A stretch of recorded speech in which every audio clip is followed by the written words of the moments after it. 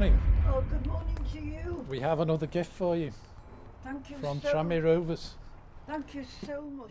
When calculating a football club's worth, what value is placed on the lifeline their charity work provides?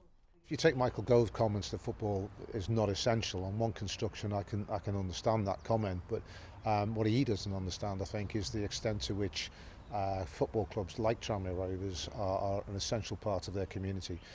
With our partners, Wirral Borough Council, they evaluated the worth of what we provided in terms of worth to the community, and an assessment about 2 years ago was about £15 million.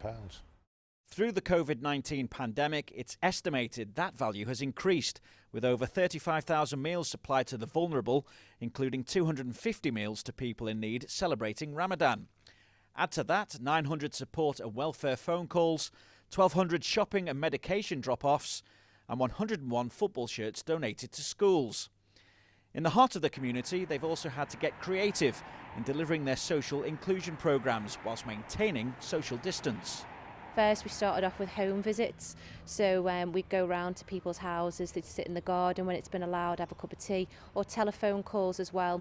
We've also done things like activity packs, so provided sort of workbooks or exercises for people to do that keeps them interested. And the biggest focus we've had is staying positive, so that sort of there's so much negativity and worry for people at the moment, and when they are isolated, our team, what they've tried to do is be really positive. Are you all right, Tom? Yeah, fine. It's that time of the week again. One of the things that the club does do well is to get that inclusiveness and get people out. You know, people who are socially isolated a bit at certain times. There's a lot of that around on Merseyside, and that's something that we can do. But that's, of course, has been curtailed because of social distancing. But you know, the guys have been innovative. They've changed what they do. They have worked around that, and you know, I think that we're still making an impact in the community. You literally beg, stealing and borrowing. So, for example, the food hampers and the loneliness project we've set up, we did it with donations. We've secured funding to continue it till the end of the year, but in reality, that needs to continue for another 12 months. So, literally every day, you're scraping around trying to find where you can get some further funding from, because you can't stop the services. It's probably not an option for people's health, their well-being, and their sort of sanity, really. And with no money coming in through the turnstiles, these community schemes are at risk if clubs are denied financial help.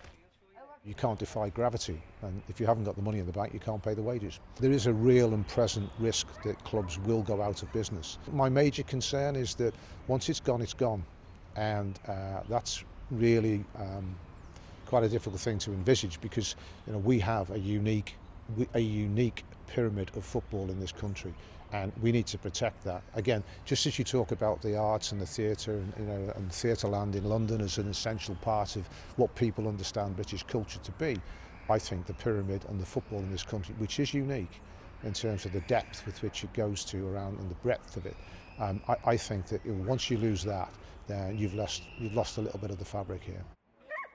Now that more stringent lockdown measures are again in place on Merseyside, Tranmere have ramped up their efforts, with the impact on those who benefit priceless. If it wasn't for this virus, I could go around and give every one of you a hug.